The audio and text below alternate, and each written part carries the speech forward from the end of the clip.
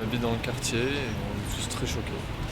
On se serre les coudes et puis on est juste venu témoigner notre soutien et puis on continue de suivre les actualités et voir comment ça évolue. J'ai rien vécu à titre personnel, j'ai juste vécu un drame collectif.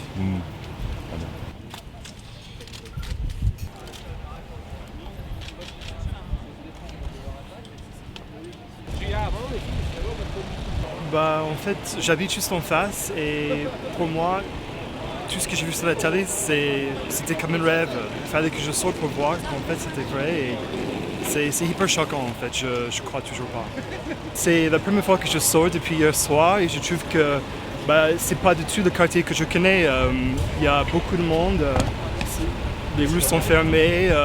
Malgré le fait qu'il y a beaucoup de monde, je trouve qu'aussi il y a une calme ici. C'est vraiment bizarre, c'est hallucinant en fait.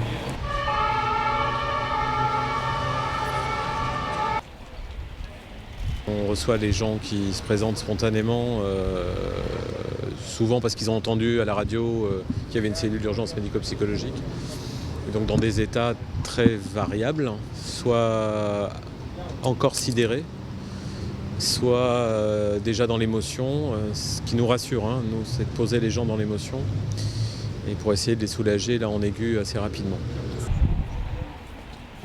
On a de tout. On a eu dans la première vague ça a dû commencer vers 7-8 heures du matin à peu près. Des gens du Bataclan, oui. Des gens aussi d'autres endroits.